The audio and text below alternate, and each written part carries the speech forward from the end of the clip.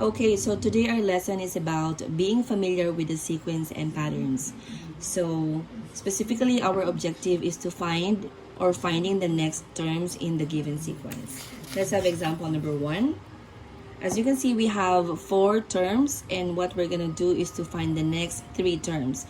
So it's all up to the direction if it's looking for 2 terms, 4 terms, or 3 terms. But in our examples, we will find 3 terms. So that means we're gonna have 3 numbers after -3. What's gonna be the next 3 terms after -3? So what do you think is the pattern of 3 becomes -3, and -3 becomes +3, and +3 becomes -3? So as you can see, the pattern is we multiply -1 on each term for us to get the next pattern. Okay, so if that is -3, the next term will be 3, -3, and 3. Number 2, what do you think is the pattern of 1, 4, 9, 16? What happens to each term every time we move to the next term? So if we subtract 4 and 1, we have 3. If we subtract 9 and 4, we have 5. So if we subtract 9 and 16, that's 7. So that could be our pattern, no? We add odd number every time. But you can also observe that this 1 here is equivalent to 1 squared, and 4 is equivalent to 2 squared, 9 is 3 squared, and 16 is 4 squared. So having this pattern, the next 3 terms of this given sequence number 2 is doing the 5 squared, which is 25, 6 squared 36, and 7 squared is 49.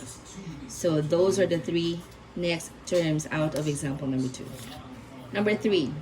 So we have 2, 4, 12, and so on.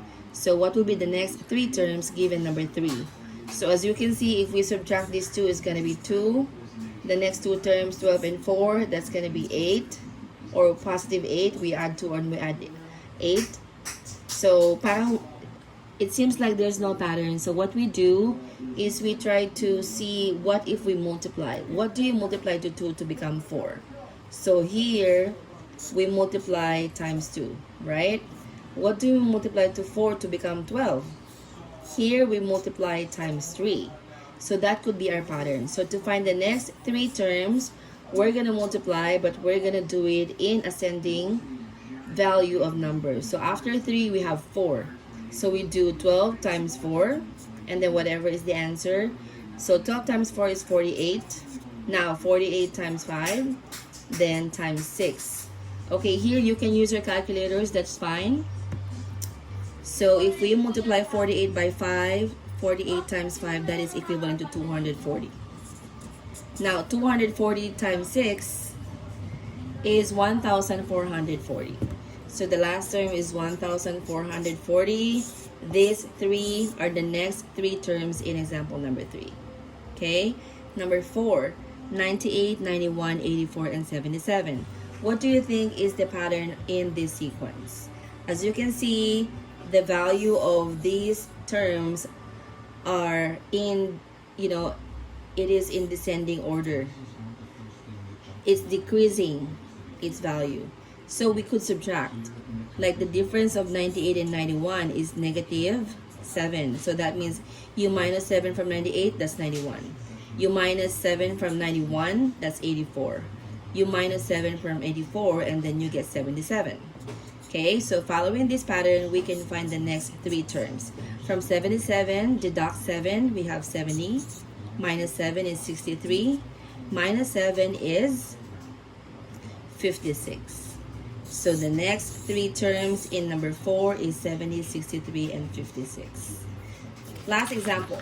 Number 5, we have 3, -6, 12, -4, and so on. So what happens to 3? That it becomes 6. That's right. We multiply -2. 3 times -2 is -6. -6 times -2 gives you +12. +12 times -2 is equivalent to -24. So following this pattern, we'll be able to find the next 3 terms. We multiply 24 by -2, and that is +48. +48 times -2 is -96, right? And then 96 times 2, or -2, let's write it down. the last term is positive 192. So these are the next three terms in example number 5.